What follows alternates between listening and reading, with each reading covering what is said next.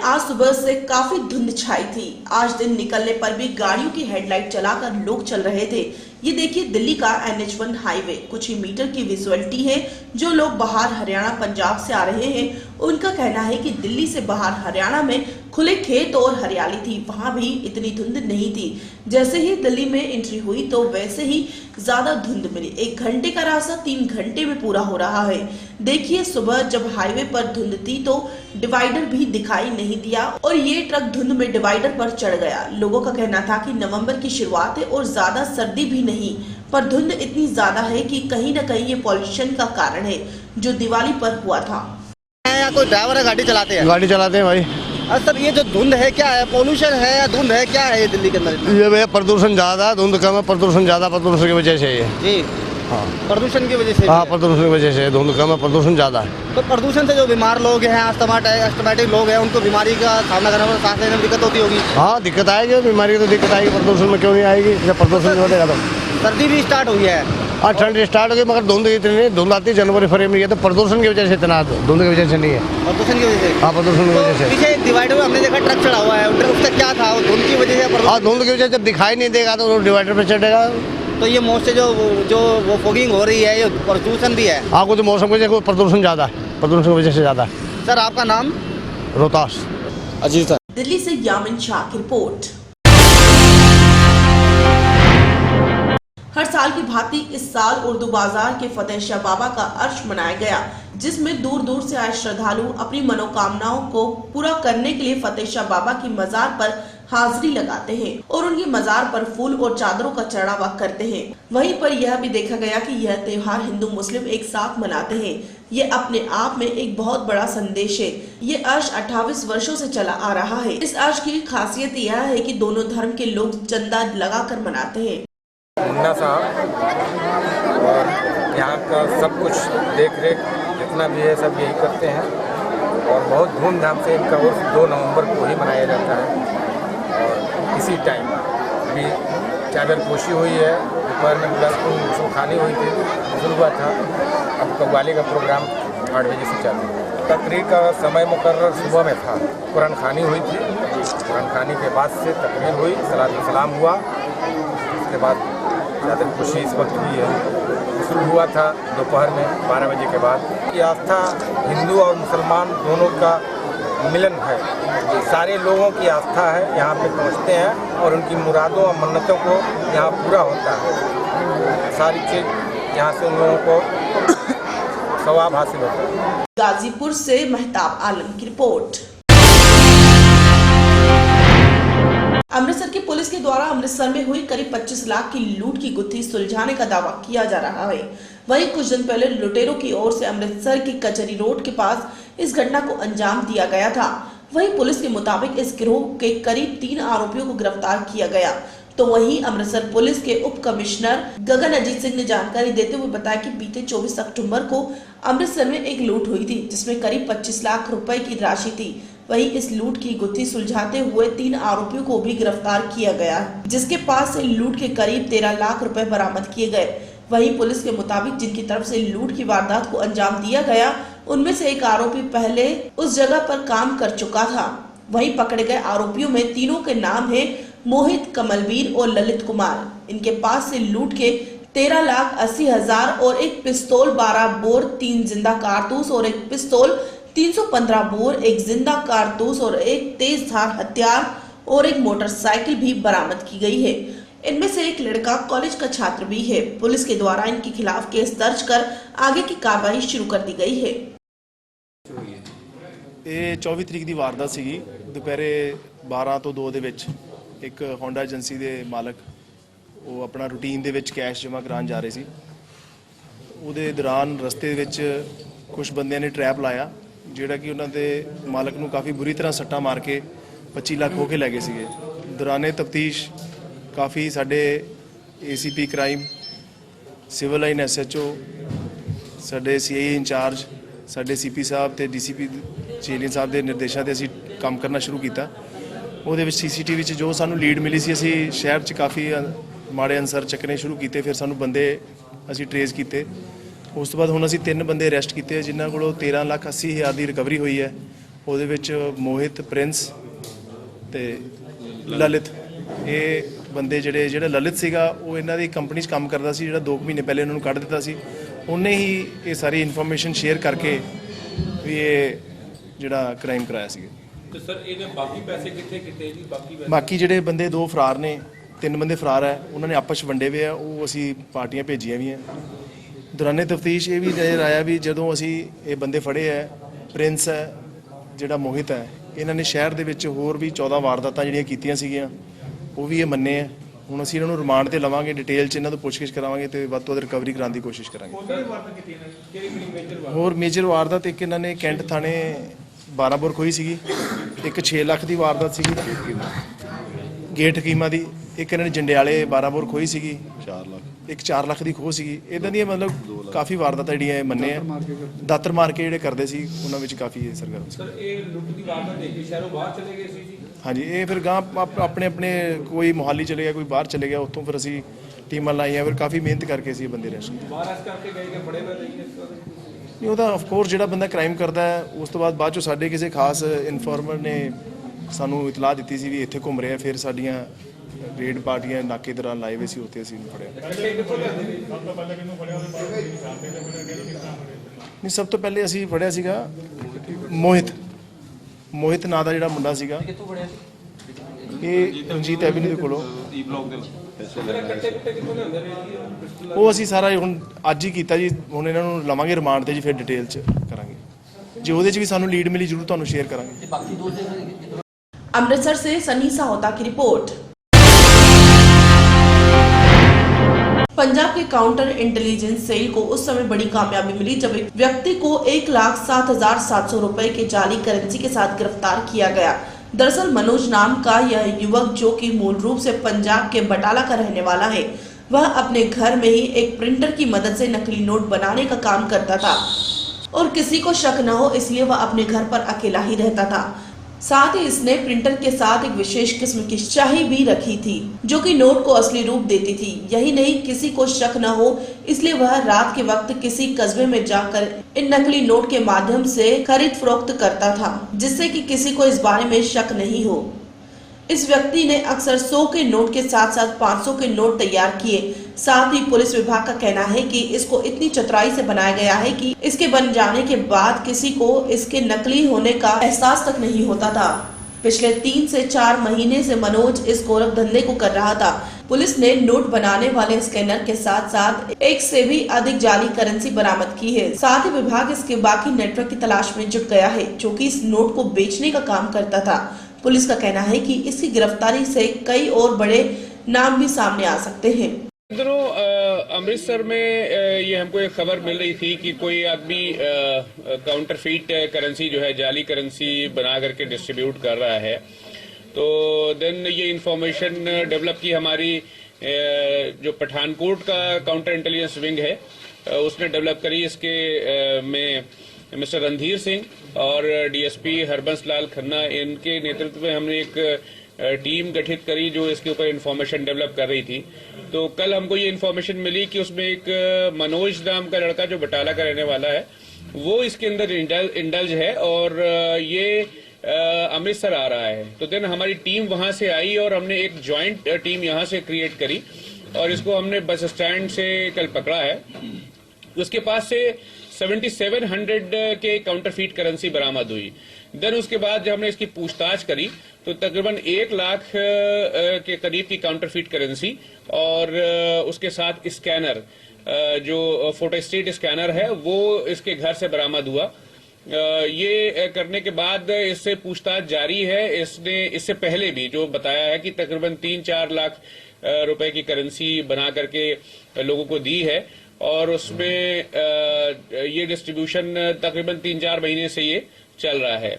तो ये एक बड़ी कामयाबी है काउंटर इंटेलिजेंस की, जिसके अंदर ये एंटी नेशनल एक्टिविटी कंट्रोल करने में, पकड़ने में हम कामयाब हुए हैं। एंड वी आर होपफुल कि जो इस तरह की एक्टिविटीज हैं उसको और आगे कंट्रोल करने में हम कामयाब रहेंगे। सर इसके संबंध किसके जांच है ये अपने आप ही किसी वजह से मोटिवेट हुआ है, जिसके अंदर उसको किसी ने बताया होगा कि एक स्कैनर ऐसा है जिसमें अगर नोट को रख के स्कैन किया जाए तो उसकी जो प्रिंटिंग क्वालिटी है वो इतनी अच्छी होती है कि वो बाजार में चलाए जा सकते हैं। और इसको इसने खरीदने के बाद देन ये एफर्ट शुरू करा और हमने कल देखा भी इसके अंदर कि इवन आप इसके अंदर ये देखिए कि कुछ नोट इसके पीछे जो है वो अभी भी मुकम्मल नहीं है, जो बरामदगी हुई है उसके अंदर ये मुकम्मल नहीं है, ये अभी इसकी कटिंग होनी थी। तो जो इसकी खराबी है वो ये है कि इसके अंदर पेपर मुकम्मल नहीं है, पहली बात तो अच्छा नहीं है। दूसरे इसकी क्वालिटी थोड़ी सी इंफीरियर है या उसका साइज इंफीरियर हो जाता है। साइज इंफीरियर इसलिए हो जाता है कि जब वो दोनों तरफ प्रिंट किया जाता है तो वो पीछे वाला प्रिंट बिल्कुल उसी जगह एग्जैक्टली नहीं आता जहां पर उसको आना चाहिए। तो उसकी कटिंग में बराबर करने के लिए तो जब उसको कट करते हैं तो वो छोटा हो जाता है साइज में। अभी की जो इन्वेस्टिगेशन है उसके मुताबिक हम इसके अंदर जो इसने डिस्ट्रीब्यूशन करी होगी, किसी को दिया है, will try to nap them also. लेकिन को देते थे 20,000 रुपए इनसे जेन्युइन करेंसी लेता था। और इसके अलावा उसने अपने खुद भी चलाए हैं पैसे, कहीं पर सब्जी मार्केट में, कहीं किसी और जगह पे जाती खर्च करने में, कुछ नोटों के बीच मिला करके। बिकॉज क्वालिटी जो है वो अगर इसको गौर से देखा जाए तो इट्स गुड इनफ कि वो दूसरे के दरमियान मिला करके चलाई जा सके। आप तो हो गया, लेकिन जो बीच में जो लाइन आती, सिल्वर लाइन होती, वो नहीं है, नहीं वो नहीं है, वो नहीं है। ये सब प्रॉपर काउंटरफीट करेंसी, कोई उस तरह का नहीं है जैसे पहले सिस्टम होता था कि वो बिल्कुल ही ऐसी तैयार करते थे जो ओरिजिनल जैसी होती थी। ऐसा कुछ नहीं है, ये लोकल इंडियावर है जिसमें उसने सिर्फ इसको स्कैन किया है। ऊपर का जो वो निशान है वो तो आता है पर वो लाइन मुकम्मल नहीं होती अगर आप उसको रोशनी में देखें। तो अगर कोई धोखा देने पे आ जाए और कोई थोड़ा सा लापरवाह रहे तो ये नोट चलाया जा सकता है। सर कितनी बरामद करी थी वो 7700 पहले थी और इसके घर से जो बरामद हुई है वो 1 लाख रुपए की करेंसी है और ये स्कैनर प्रिंटर जो। अमृतसर से सनी साहोता की रिपोर्ट। जालंधर में आज अकाली दल के नेताओं ने कांग्रेस के प्रदेश प्रधान कैप्टन अमरिंदर सिंह का पुतला फूका। जलाधीश परिसर के बाहर पुतला फूका और प्रदर्शन के दौरान अकाली नेताओं ने कहा कि कैप्टन की ओर से जो सन 1984 में दंगों को लेकर बीते दिनों बयान दिया गया था, दंगों में कांग्रेस की कोई इन्वॉल्वमेंट नहीं थी, वह बहुत निंदनीय है, वह सरासर झूठ है। उनके ही पार्टी के आला नेता राहुल गांधी कांग्रेस की इन्वॉल्वमेंट मान रहे हैं, जो नेताओं की दोगली नीति को भी दर्शाता है। ਅਮਰਿੰਦਰ ਸਿੰਘ ਨੇ ਜੋ ਬਿਆਨ 1984 ਦੇ ਦੰਗਿਆਂ ਪ੍ਰਤੀ ਦਿੱਤਾ ਬੜਾ ਮੰਦਭਾਗਾ, ਕਿਉਂਕਿ ਕਾਂਗਰਸ ਦੀ ਸਮੂਲੀਅਤ ਜਿਹੜੀ ਉਹ ਸਾਰਾ ਦੇਸ਼ ਜਾਣਦਾ ਔਰ ਉਹਨਾਂ ਦੇ ਵਿੱਚ ਉਹਨਾਂ ਦੇ ਲੀਡਰ ਭਾਵੇਂ ਉਹ ਜਗਦੀਸ਼ ਟਾਈਟਲਰ ਸੀ, ਭਾਵੇਂ ਸੱਜਣ ਕੁਮਾਰ ਸੀਗਾ, ਜਿਨ੍ਹਾਂ ਦੇ ਤੌਰ ਤੇ 31 ਸਾਲਾਂ ਤੋਂ ਕੇਸ ਚੱਲਦੇ ਪਏ ਆ ਔਰ ਕਚਹਿਰੀਆਂ ਵਿੱਚ ਉਹ ਕੇਸ ਭੁਗਤਦੇ ਪਏ ਆ।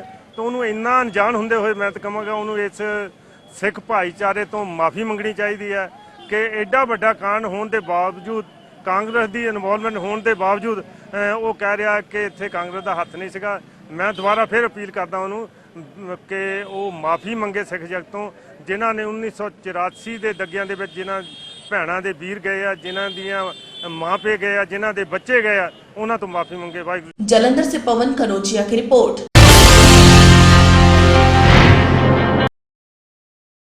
जालंधर पुलिस ने एक ऐसे गैंग को पकड़ने में सफलता हासिल की है जो हथियारों से लेस होकर हाईवे पर गाड़ियां लूट जमीन पर कब्जे और सुपारी लेकर लड़ाई झगड़े करते थे। पुलिस फिलहाल इनको रिमांड पर लेकर पूछताछ कर रही है।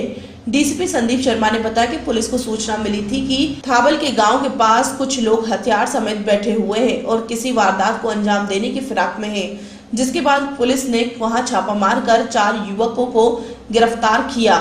जिसके बाद से पुलिस ने वहां छापा मारकर 4 युवकों को अजय सहदेव, राजेंद्र सिंह, हरमनदीप सिंह और नरेंद्र सिंह को 2 माउजर ऑटोमेटिक, 8 राउंड, 1 देसी पिस्टल, 1 दातर, 1 कार सकोला और 75 ग्राम नशीला पाउडर समेत गिरफ्तार किया।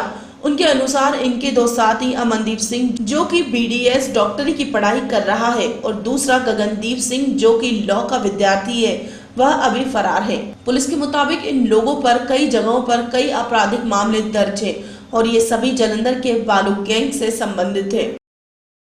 एक अजय सुनहरा असी पकड़िया जी, who is a gangster, is a member of पालू गैंग कह सकते हैं या ਇਹਦਾ ਆਪਣਾ ਹੀ ਭਾਲੂ ਦਾ ਐਸੋਸੀਏਟ ਹੈ basically, but he is leader of that gang.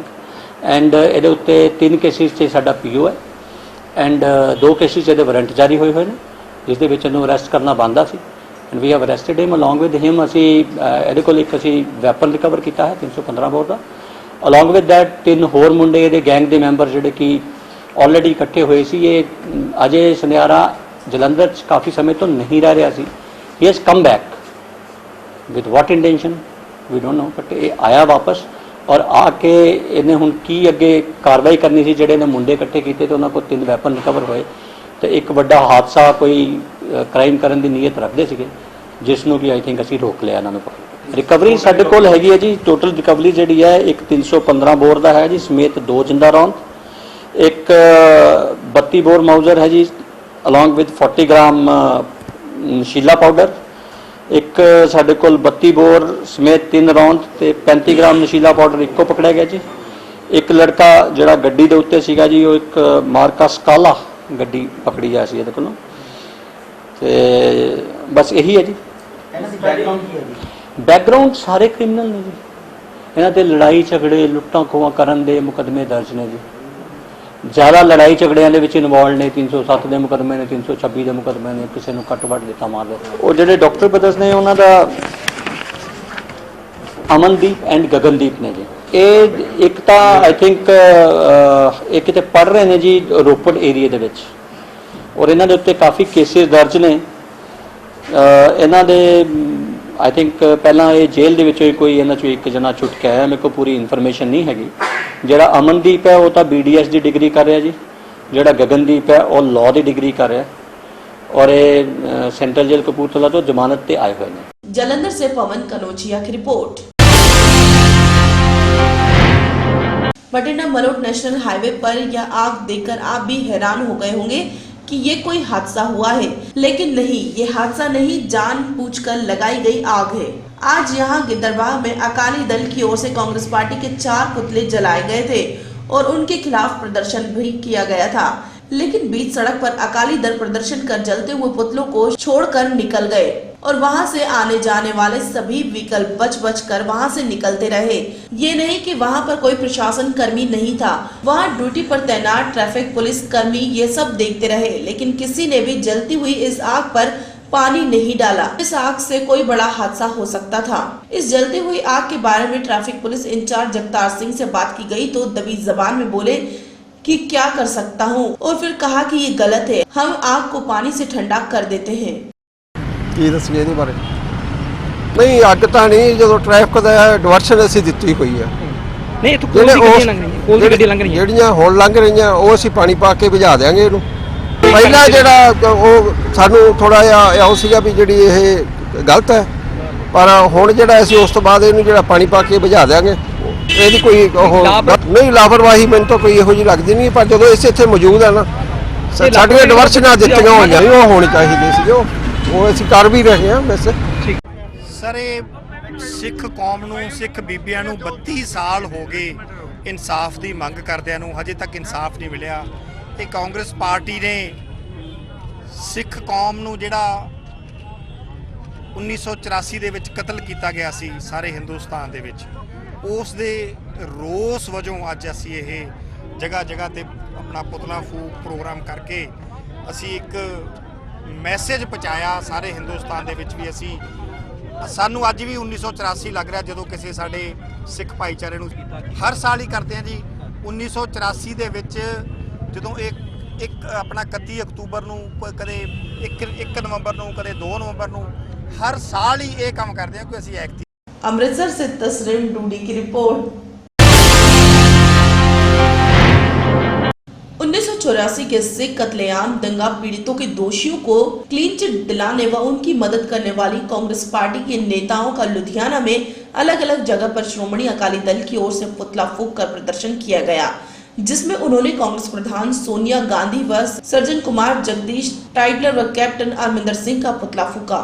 इस दौरान प्रधान गुरदीप सिंह गोशा ने कहा कि जो 1984 में सिखों के दोषियों को क्लीन चिट दी गई थी, वह दोषियों को बचने के लिए और कांग्रेस आला कमान से अपने को साख को मजबूत करने के लिए दी गई है और जब तक दोषियों को सजा नहीं दी जाएगी तब तक यह विरोध प्रदर्शन जारी रहेगा।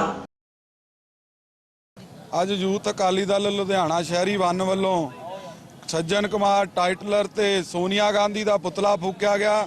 ਅਸੀਂ ਇੱਕ ਲੋਕਾਂ ਦੇ ਵਿੱਚ ਜਾਗਰੂਕਤਾ ਪੈਦਾ ਕਰਨੀ ਹੈ ਵੀ ਜਿਹੜੇ ਇਹ ਕਾਂਗਰਸ ਪਾਰਟੀ ਸਿੱਖਾਂ ਦੀ ਅੱਜ ਤੋਂ ਨਹੀਂ ਸ਼ੁਰੂ ਤੋਂ ਹੀ ਦੋਖੀ ਹੈ, ਇਹਨਾਂ ਦੇ ਕਾਤਲਾਂ ਨੂੰ ਜਿਨ੍ਹਾਂ ਨੇ ਹਜ਼ਾਰਾਂ ਨਿਰਦੋਸ਼ੇ ਸਿੱਖਾਂ ਨੂੰ ਮਰਵਾਇਆ, ਇਹਨਾਂ ਨੂੰ ਕਾਤਲਾਂ ਨੂੰ, ਇਹਨਾਂ ਦੇ ਸੱਜਣ ਕੁਮਾਰ ਤੇ ਟਾਈਟਲਰ ਨੂੰ ਫਾਂਸੀ ਦੀ ਸਜ਼ਾ ਜਦ ਤੱਕ ਹੁਣ ਨਹੀਂ ਮਿਲਦੀ, ਯੂਥ ਅਕਾਲੀ ਦਲ ਹੁਣ ਆਪਣਾ ਸੰਘਰਸ਼ ਇਦਾਂ ਹੀ ਜਾਰੀ ਰੱਖੇਗਾ।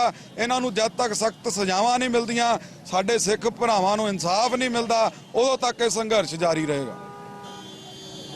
लुधियाना से कैमरामैन दीवान सिंह के साथ जसवीर जस्सी की रिपोर्ट।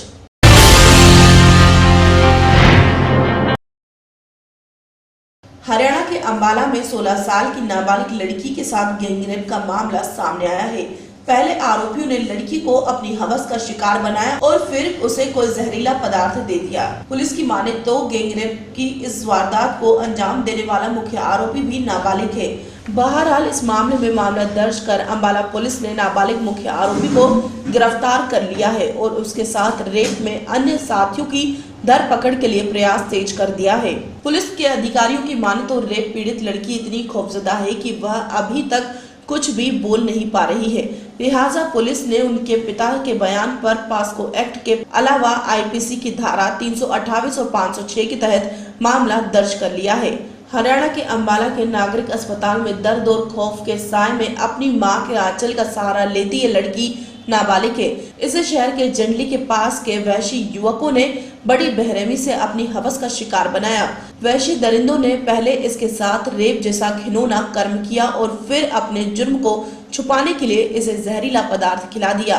बेसुध हालत में सड़क में मिली इस लड़की की सूचना मिलते ही इसे अंबाला के नागरिक अस्पताल में भर्ती कराया गया, जहां उसके पिता ने अपनी बेटी के साथ रेप होने की शिकायत की, जिसके बाद डॉक्टरों ने तुरंत मेडिकल बोर्ड का गठन किया और लड़की का मेडिकल किया।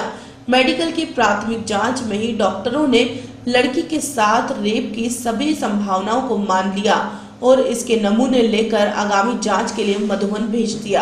अंबाला में नाबालिग लड़की से हुए इस रेप के मामले में 2 दिन हो चुके थे, लेकिन पुलिस ने मामला सिर्फ इसलिए नहीं दर्ज किया था कि लड़की बयान देने में असमर्थ थी। गैंगरेप के बाद से डर और खौफ के कारण लड़की इतनी डर गई थी कि वह किसी भी आदमी को अपने पास देखकर चीखना चिल्लाना शुरू कर देती थी, जिसके कारण पुलिस को लड़की का बयान लेने में भी परेशानी आ रही थी।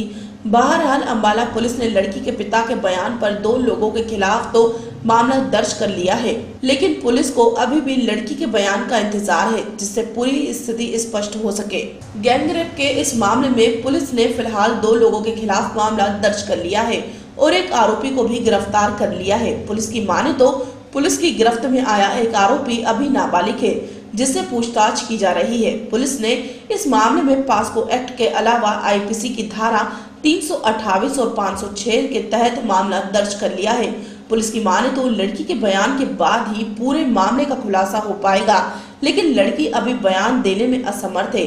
पुलिस की माने तो लड़की के बयान के बाद इस मामले में और कई खुलासे हो सकते हैं, क्योंकि रेप के आरोपी ने लड़की से रेप के बाद उसे कोई जहरीला पदार्थ भी खिलाया था, जिसके कारण लड़की अब तक बोल पाने में असमर्थ है।